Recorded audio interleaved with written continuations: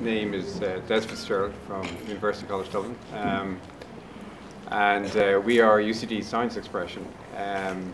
We run a number of screenings during the year of movies about science. We explore science with the public through the medium of films and also by performance. Last year we ran the UCD Imagine Science Film Festival in July for over a period of 10 days. And we have individual showings like this, individual screenings, where we get you to get engaged with the panel after you've seen the movie. So we have a very distinguished group of people here today. The moderator is Anya Lawler from Morning Ireland. Did a great piece on Angelina Jolie this morning, which is very relevant to what we're talking about, the interaction between people and technology. We have a great movie to show you. The director and producer, Avi Weeder, is here today to talk about it. We have a wonderful panel, and I'm not going to delay this very long. Anya will introduce them later on. And what I want to do now is to hand over to Avi to introduce the movie.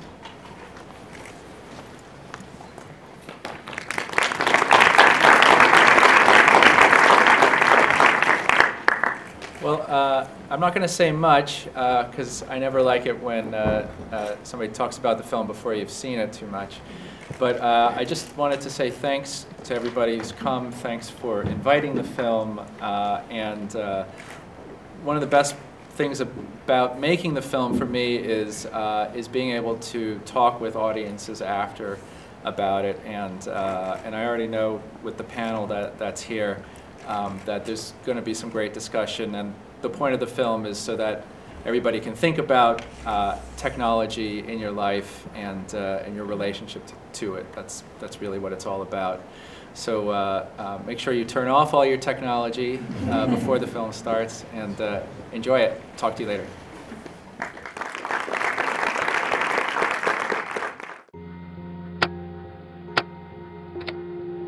No one could tell us why we couldn't get pregnant.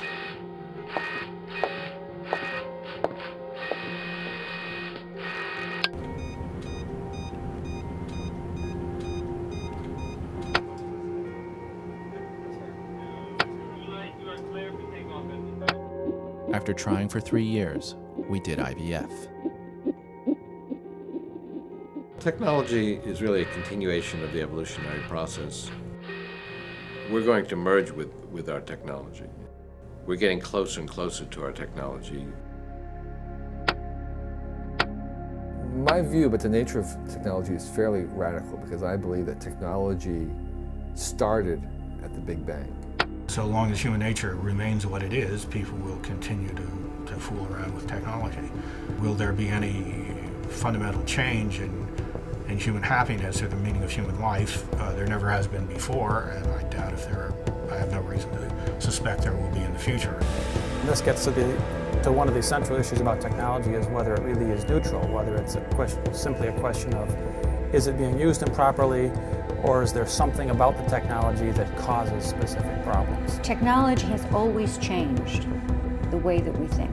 We're certainly becoming used to finding increasingly more aspects of our lives in one way or another under the aegis of machines. Like, oh, well, what are you going to do? When they ask me a question like, what do you do on Fort Huachuca, or what do you do in the Army? And I tell them, I work with UAVs, and they're just fascinated. They're like, that's the remote control planes, right? And that's correct. The right eye was implanted by way of a surgical procedure. And what I found, I had new vision. When I crossed a boundary from a dark area to a light area, there would be a flash like light bulbs going off in your brain. For the first several months of their lives, the babies pretty much live inside and alongside their machines. And once they come home, we're cautioned to limit their exposure to any germs or viruses, lest they end up back in the hospital. Dear Mr. or Ms. Weeder, thank you for your letter postmarked October 2nd. You asked whether it would be possible to include my voice in your film project. There's actually things that Ted Kaczynski and I agree on, and his Unabomber manifesto is actually surprisingly well written. We've been talking about Ted for a long time, but I was really interested in having a dialogue with him. Ted suggested that I contact you to see if there could be some way that I could express some of the problems with technology as I saw it. I certainly don't want to try and suppress the facts, but I also don't want to dignify cowardly murderers by discussing them. I think people often get upset at technologists, people building robots, that they're somehow encroaching on human values. As we understand the universe better and better, we become less special. I very much want to move back to the kind of humble discipline of science, which is that we are just in this little tiny island surrounded by deep mystery. As I look forward to my daughter's generation and her children's generation, I think we're up to things that as human beings we start with better equipment for than the artificial intelligences.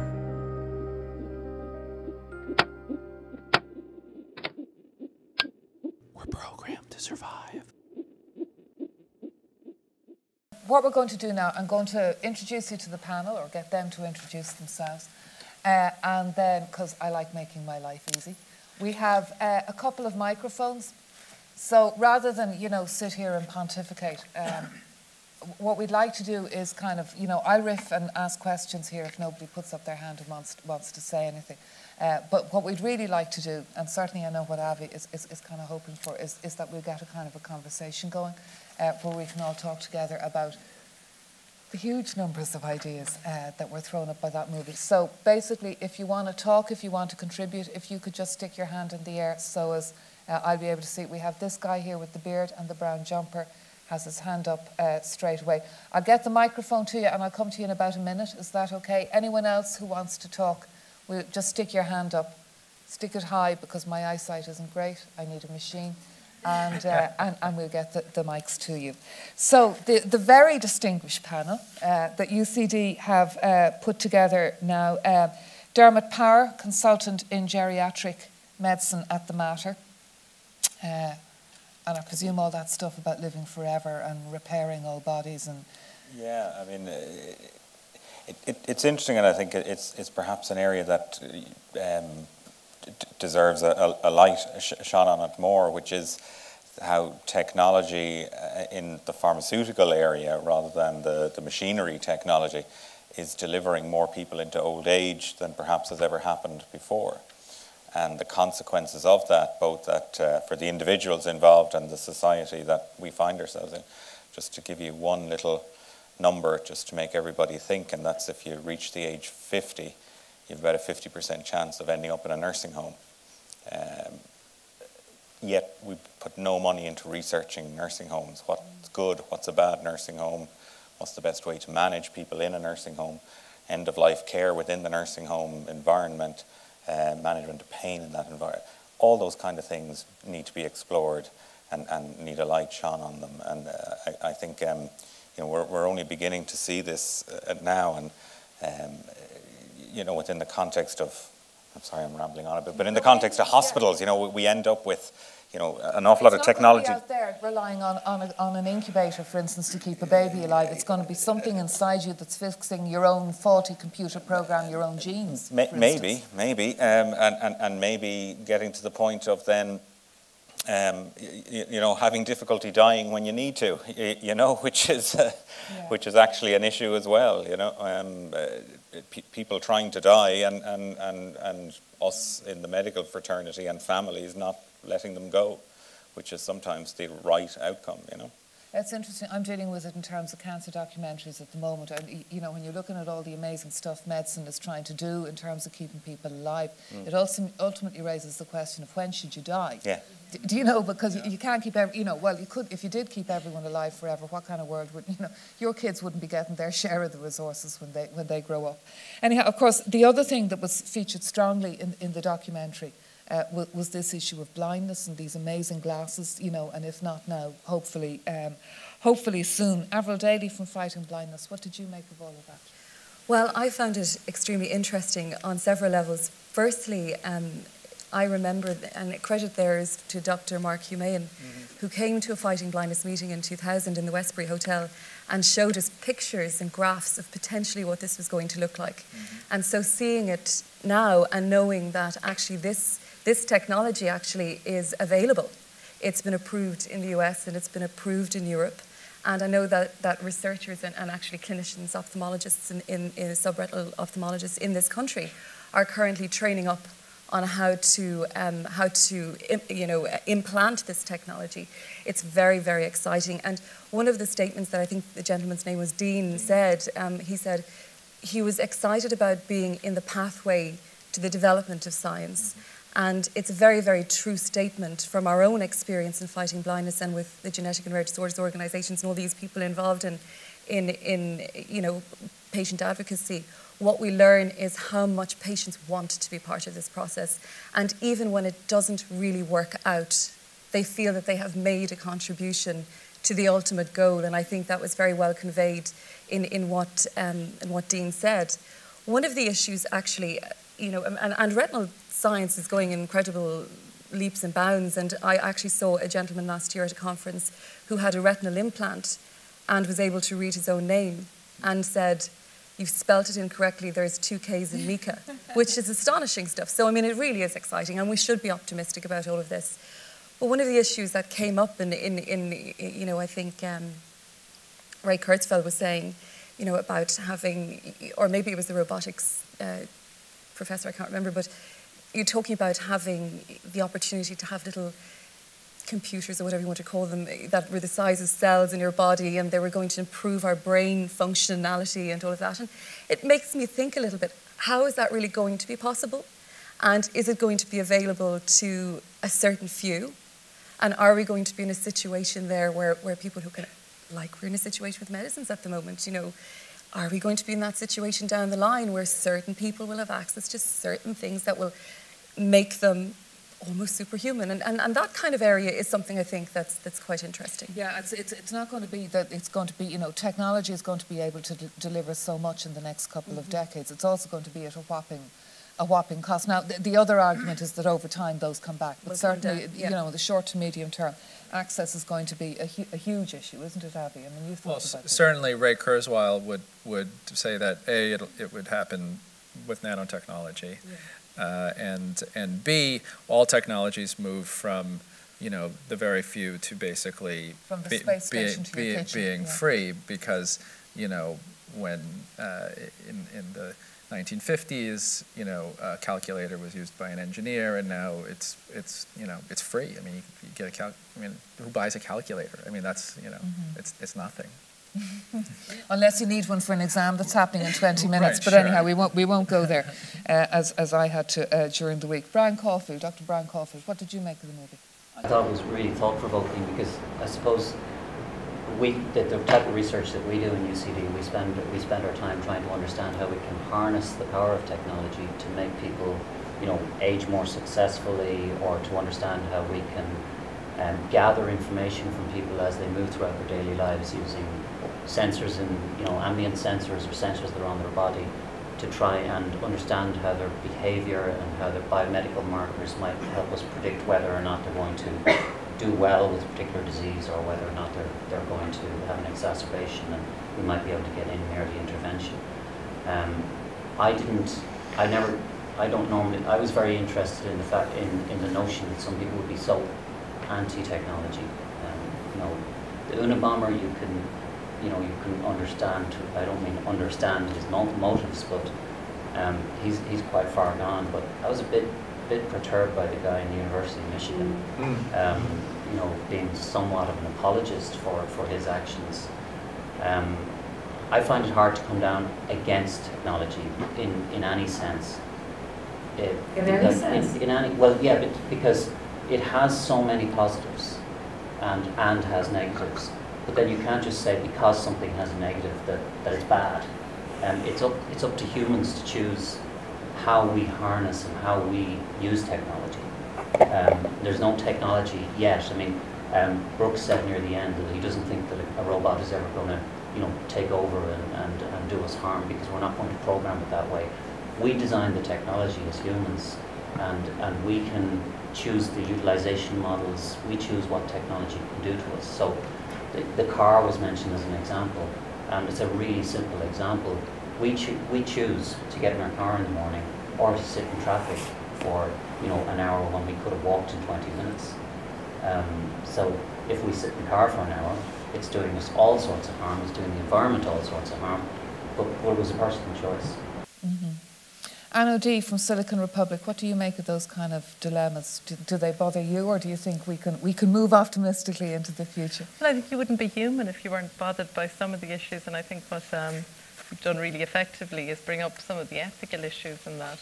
And in a way, they're not all resolved in the movie yet, so it's quite thought-provoking. So I found myself thinking a lot about, things. I thought it was really interesting to bring in the military into it, and there's a lot of talk about unmanned drones, etc. at the moment.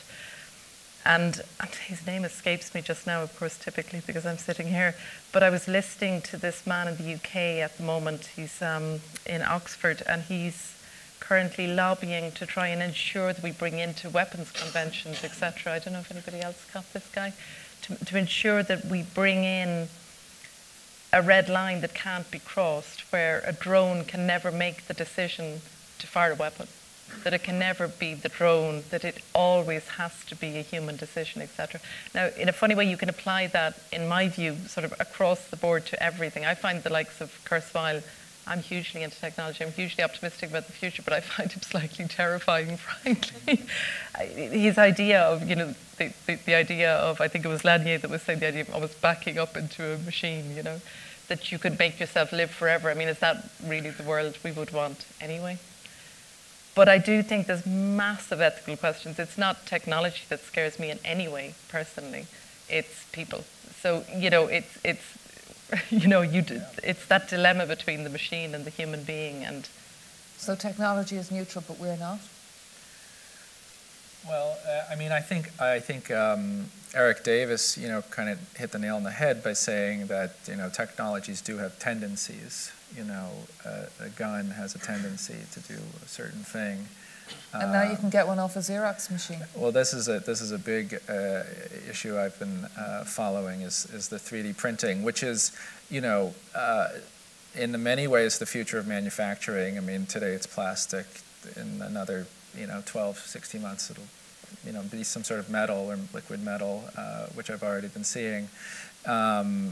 So, this guy Cody Wilson, who goes online and says, we're going to make gun parts and gun plans available to everybody, and it's all right because it's just information. I think he's a terrible person. I think that there are always inherent value choices in any technology, and not to make it this, crazy big thing that every time you check your phone, you're making this value choice. But it is, to the others around you. There's always these choices, and they're going to have more and more, wider impacts, I think, on us as, just as a society. It's interesting as well, we'll come back to this point in a minute maybe about, the way medicine leads the way in terms of the good developments that nobody can argue against and everybody wants, but then it's how, or space exploration or whatever, but then it's the greater application. Our friend with the beard and the microphone, how are you? Would you tell us who you are, if you don't mind, just... I don't know, is it working? Yeah.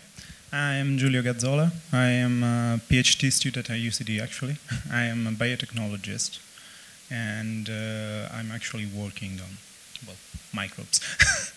I really liked the movie, and I found it very interesting in the way that it's at least try to be objective on the subject, so it looks on all the way you can look at the subject. My question is more likely a little bit not discussed in the movie. Why? Why do we have to have all this technology? What is the purpose of going and running so fast? Nature takes a lot of time to do things and test them very severely. If you are not good, you are simply disappearing. Why are we running so much? Why do we need so much technology?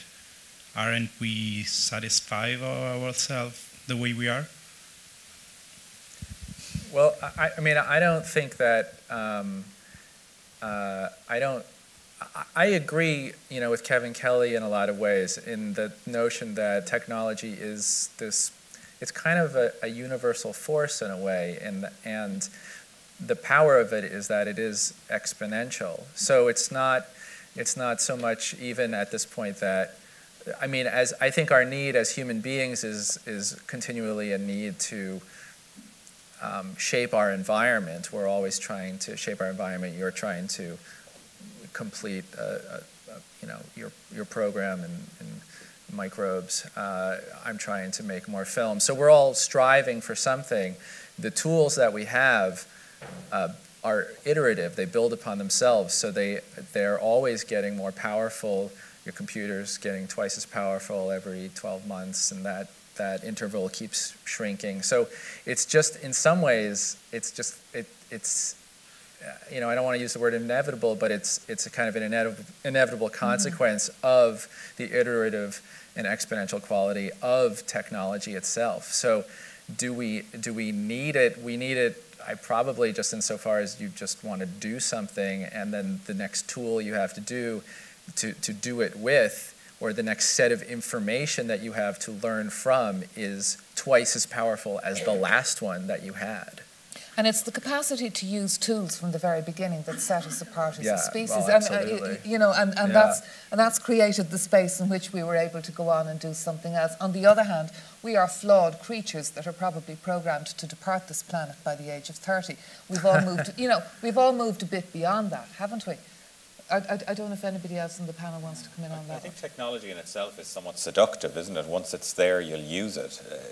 And the higher the tech, the more seductive it is. I mean, I can sit at a computer in the hospital and order an MRI scan, okay? If you think I can get a patient weighed, I mean, you have to go, you know, but that's where a really technological world, actually, it becomes, it's a point I was mentioning with Avi, and I'm coming to you. It's a point I was mentioning with that. In a way, you become so dependent on things you don't understand that it's almost a medieval world. Do you know what I mean? Where there are all these things outside your control that you're totally dependent on, and you don't know where the rules came from, and they seem to be changing all around you. And you want what's coming next. It seems to be we're in a world at the moment, you know, where what's the next version of this? You know, so it's always, we're always thinking ahead as well. But we kind of have crossed a line somewhat, haven't we, in that certainly my father's generation never used a machine if he couldn't understand it. He lived in an analogue world where he took his car apart and put it back together because he could understand it. He never really kind of got computers, and he didn't like the idea of there being one in the car that he couldn't take apart and put back together. Didn't stop him from trying, mind you, but you know, the point is that we've actually disconnected ourselves from understanding how it is you get from here to the result that the machine now gives you. And that act of faith has moved, I think, I mean, I'm getting a little bit philosophical here, but has moved us somewhat from a sort of an understanding to a belief-based system in technology rather than an understanding-based system. And I think that leap in itself has disconnected us from, you know, it used to be that each step built on the one before. Now they're just sort of leaps and maybe bounds, some of the fear comes from that sense of vulnerability. Of you know, that we're sold, you know, like all your documents backed up on Google. You know, and yes, so we have the gentleman there in the grey T-shirt, and we have the gentleman here in the brown suit. I'll take you both, okay? Sorry, yourself first, and then I'll come to you, okay? We'll do the two together. Yeah, I'm Donal O'Mahoona. I'm a lecturer in ethics at DCU, but my original training was actually in medicinal chemistry, so I've got a real love of technology as well. And I really liked the film. I thought it did a great job of bringing out the fact that the whole system or enterprise is just immersed in philosophical and ethical viewpoints. And I thought, on the one hand, it was very clear that this belief that, well, as humans we're just machines, that some of the people hold to that, and that came across very clearly from some. And yet I thought the whole humanness of many of the other dilemmas that people were being dumped into was bringing out the fact that we are much more than machines, that there's the ethical, the philosophical, the religious side of all of these, and this set of values that goes into it. But I really would have liked to have this whole issue of justice, I think, explored much more, because I think you brought it up at the beginning of it all. It's like these amazing multi probably billion-dollar systems are using huge amounts of money when there is very basic research that still needs to get done. And I think Sherry Turkle's research, I'm pretty familiar with it, and she has done a lot of social science research showing that there's a lot of social and relational damage happening right now with the little iPods and phones that we all have in our pockets. And it's because she happens to have the position at MIT that she's able to actually get some of this research done that's showing that the technology that we all are used to today is not as benign as we might like to think it is, and yet we're pouring all this money into building more and more of that without taking a step to say, well, hold on a minute, let's evaluate the step that we've gone already and put some resources into that. And I think that dimension of where is justice going to get considered in the planning is something that I don't see going on a whole lot in the planning stage of where we go next. And I wonder if did you notice that those sorts of discussions were happening in sort of scenes that you had to cut out or people that you interviewed with? Not really, to tell you the truth. I mean, Sherry, like you, I really like her stuff, and she comes up with all these great kind of tests and ideas that she's exploring. But she is pretty unique that way in what she's doing. The other people in there are really specific in their their field and what exactly they're going for. And I was trying to get out something specific from them. I was wondering whether Xbox really has contributed anything to humankind, particularly Call of Duty. I was watching the two pilots, but anyway, the gentleman there... Well, you know what's funny or not funny is that after I showed this, I don't remember exactly where, someone came up to me and said, well, you know what they call, the drone pilots call each other? They call each other gamers. Yeah. Not I think it's the most destructive thing on the planet. But anyway, the gentleman there with the beard and the other gentleman over here with the beard. The gentleman here first. Right. So my name is Miguel Nicolau. I'm a research fellow in CUDI as well, working with artificial intelligence and automatic programming. Probably shooting myself in the foot by saying that up ahead, but there's two things that were picked on the debate so far that are quite interesting. One is the way that technology slowly creeps on you. So there's no big change suddenly cars fly. No, probably they're going to hop a bit first and maybe, no.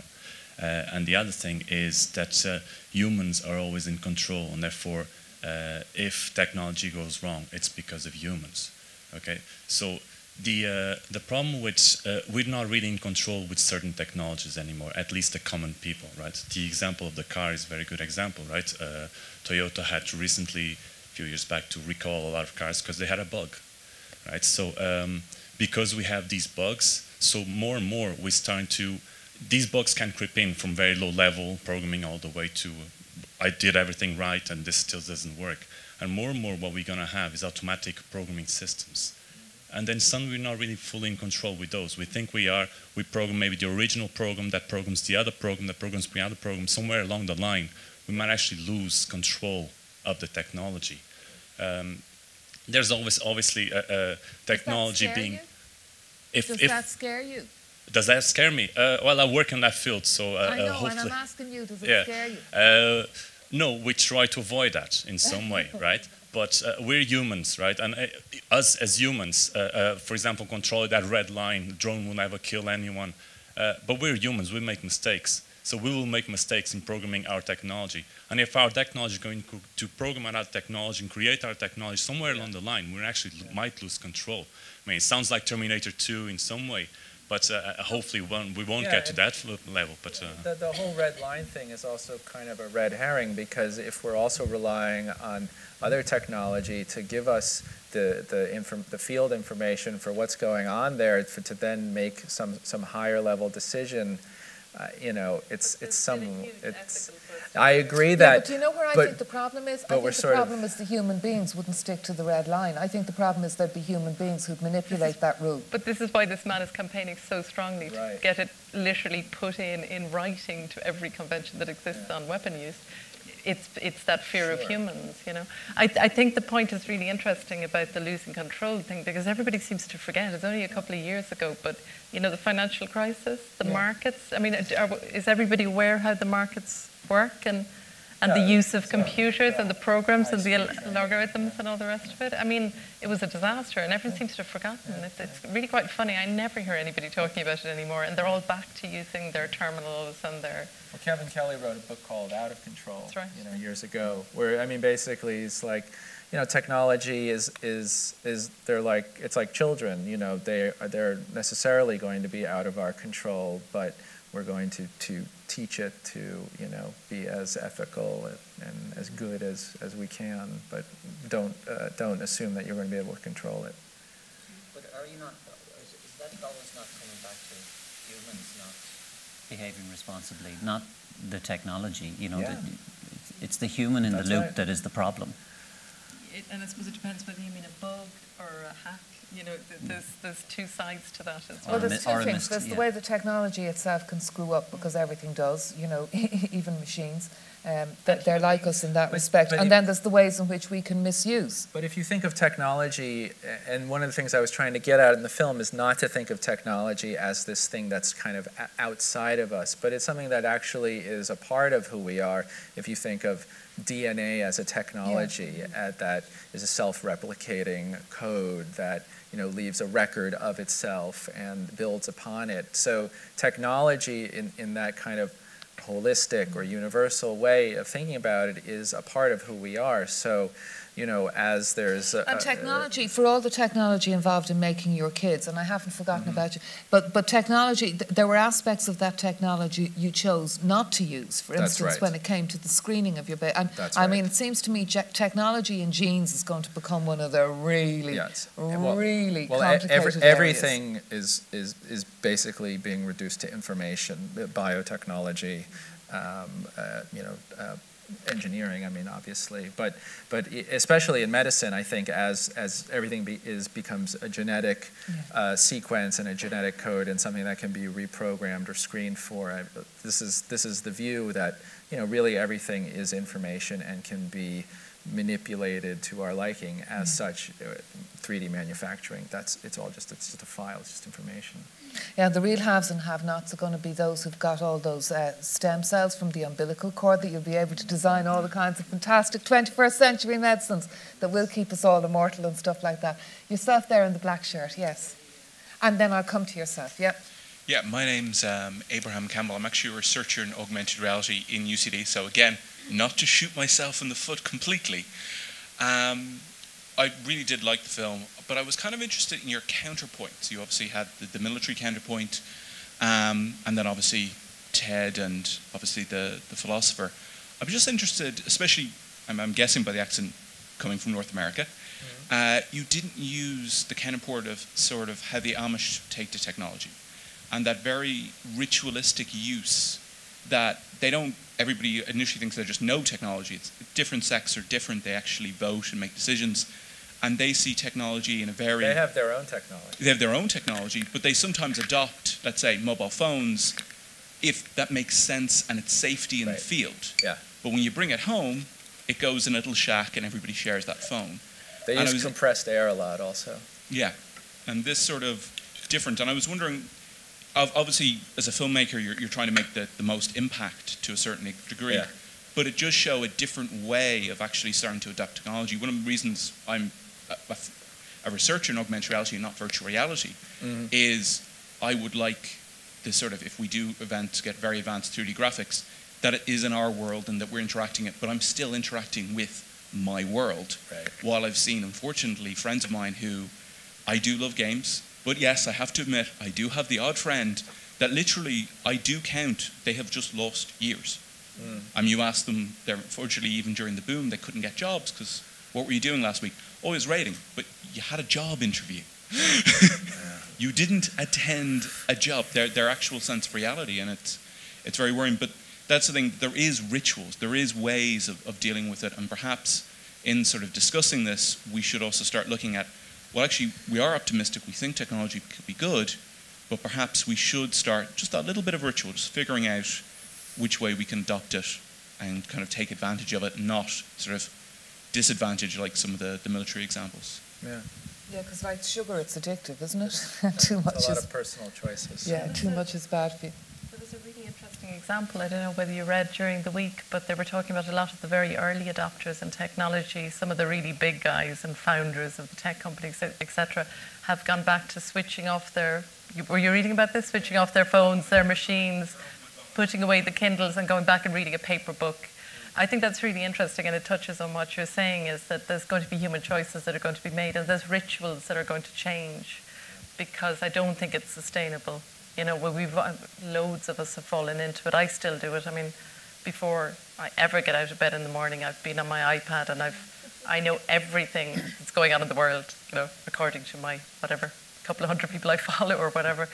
But I do think rituals will start coming in that will, this is, sorry, just on the social front, this has nothing to do with medtech or anything. The social thing has a big impact. You know, I mean, one of the things, you know, my twins have grown up and there's another two, but you look, you know, you're sitting there in the living room thinking, you know, let's do, you know, talk, and everyone's like this, you know, and none of them, you know, with headphones in, you know, so you have to shout to me, and more, this is the experience of families, you know, and you kind of, it's not so, you know, obviously I'm an old fogey, and you know, I'm just kind of sitting there kind of, it's not like it was when I was growing up.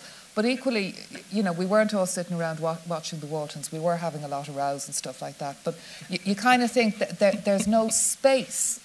Do you know that technology is taking away space, and in that space, you know, people matured and a lot of creativity happened. Now, maybe that's just life, and you know, like whatever. Anyhow, we haven't heard from a woman in the audience yet, so. I know, I was just going to mention that. I'm Kate Milosavljevic. I'm a postdoc researcher at UCD, actually working with Brian down there. But this is actually a question relating to my own research, which has traditionally been on the prosthetizing of the self with technologies. So in that regard, I'm an anthropologist working in science and technology studies.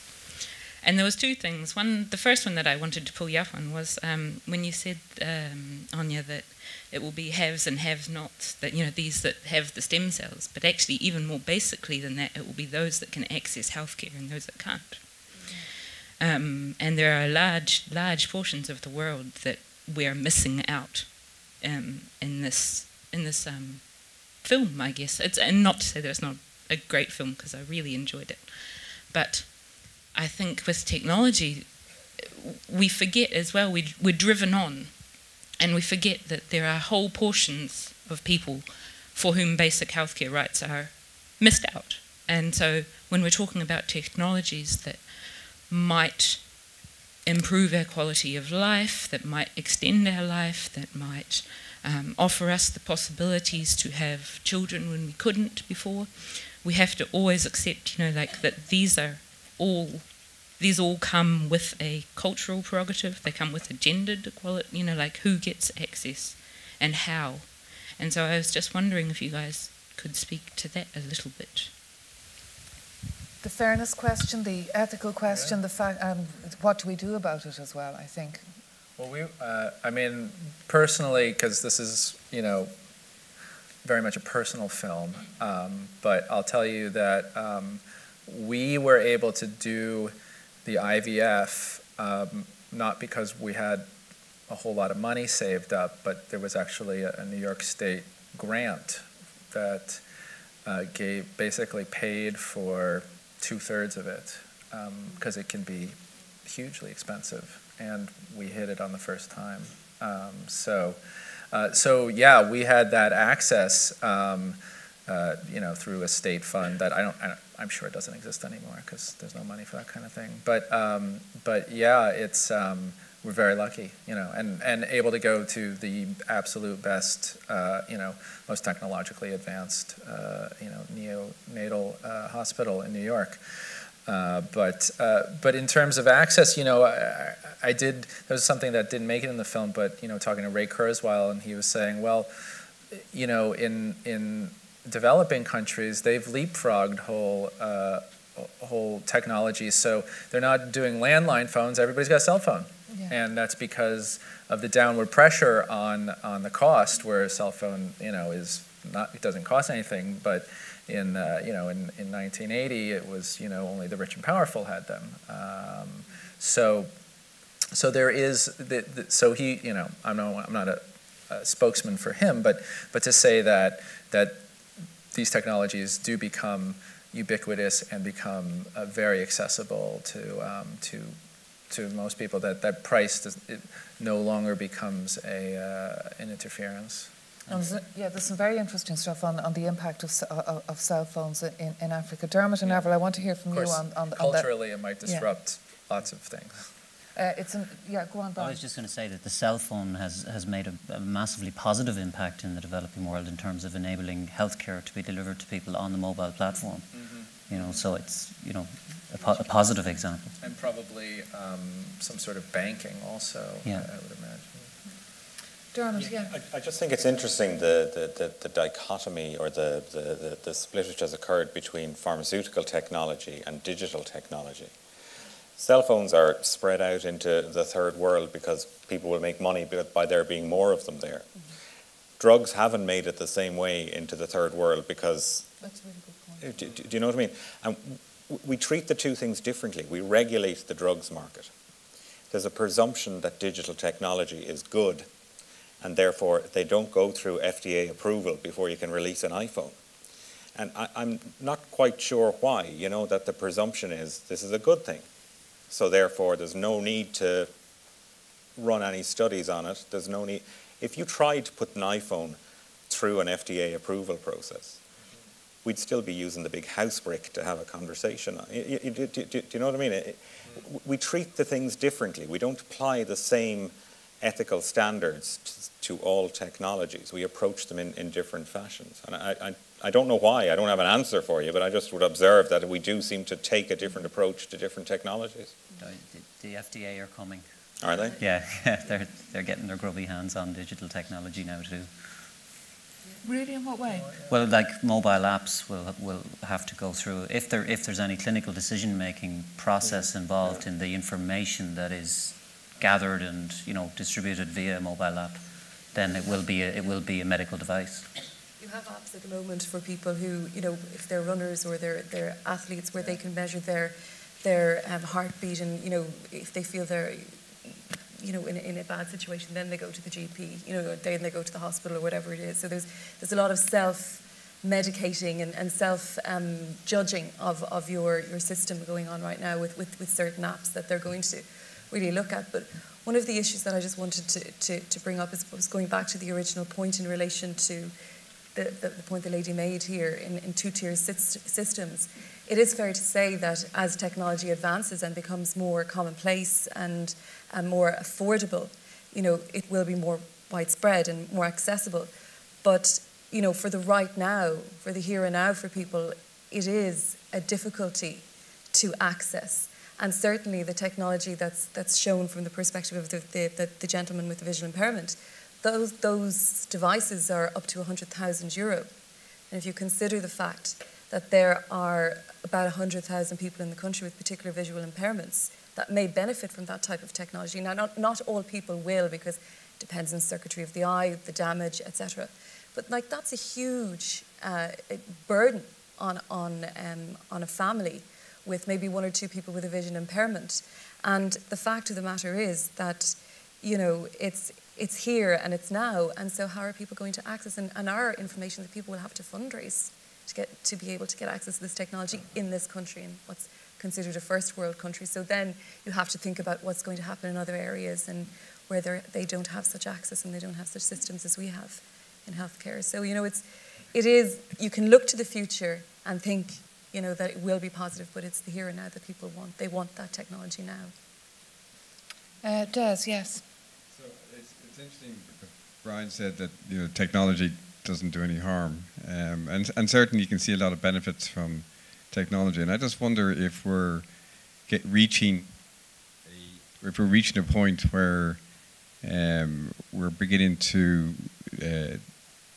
see some serious problems for everybody. Now, technology can help individuals, but examples of that would be, and Dermot can perhaps talk to this, is that we're probably at the limits of age, and so we're creating a very elderly population with very few younger people to look after them. So that's one example. The other day, health insurance premium. Sorry? Look at your health insurance premium. The other one is that the other day we passed a point in the amount of carbon in the air, carbon dioxide in the air, 400 parts per million. That has never happened before in the time that humans been on the planet. Happened before that. The population, I remember listening to David Attenborough talking about the growth in the population. He said in his lifetime the population had trebled. It's now, over 6 billion. In another 80 years, it's going to be, assuming that that other things war and so on don't play in. So it's done. There's a lot of benefit in the background of what technology has done, and not necessarily specifics for people who have blindness, for example, or particular problems. In a general sense, it has done something, but you just wonder whether we're going to start passing a threshold where it's just not sustainable. The growth in the population, the aging population, the changes in the atmosphere. Now you might say we'll solve those problems, but I don't see anybody really making a big effort to solve the problems. So if you think about the extraordinary technologies that have made a big difference over the years, flight, being able to fly was extraordinary, and that changed things. And there's very few things in that since then that you can really think about. Michael O'Leary? the next evolution of flight. A guy who runs cheap that was going backwards on your time. But there are very few things. For example, can we change aging? Can we make sure that we don't get older? Can we experience much more in the time that we're living, and therefore life is better, and in a sense we are living longer?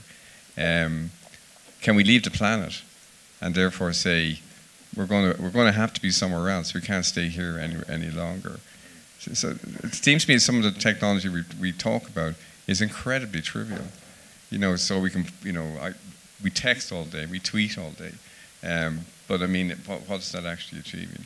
Well, we're not producing Shakespeare's sonnets out of it all, but and all that stuff back. But that question of age and that question of the planet, actually, they are two good big questions. And I mean, I know doctors who believe, we're not too long away actually from unraveling the aging process, because that's going to be the way they actually, develop a lot of cures for conditions that are around at the moment that people are working on. And you kind of think,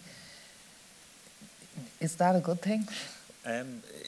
If you're really boring and look at CSO website or any of the population websites, UN websites, there are more old people than there ever were. That's an absolute truth. However, the maximum point to which anyone has ever lived hasn't budged. So in other words, you're delivering more people into old age, but the point to which a person can live, which appears to be 120 as an absolute maximum, hasn't budged ever, despite biblical assertions to the contrary.